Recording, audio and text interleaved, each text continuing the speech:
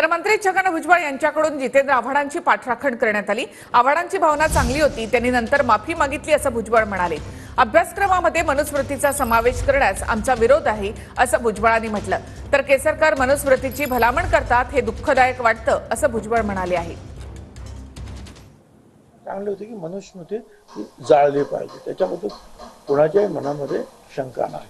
आणि ते चित्र तिकडे लोकांच्या समोर केलं पाहिजे, काय आहे ते पण पाहिलं नाही त्यांनी, आणि सगळ्यांनी ते तसंच त्याचं अनुकरण केलं। पण त्यांनी जे आहे नंतर माफी सुद्धा मागितली। हा मूळ मुद्दा जो आहे की आम्हाला मनुस्मृतीचं जे आहे चंचू प्रवेश नको आहे शिक्षणामध्ये, हा फोकस दूर होईल आणि फक्त तो जितेंद्र आव्हाड हे सगळं सुरू होईल। ज्ञानेश्वराचे श्लोक नाही आहेत का तुमच्याकडे? तुकारामाचे नाही आहेत? संत तुकारामाचे अनेक संतांचे आहेत। जी गोष्ट लोकांना नको आहे त्याचा चंचू प्रवेश का करायचा? आपण याच्या पाठीमागे काय चाललेलं आहे हे शोधलं पाहिजे।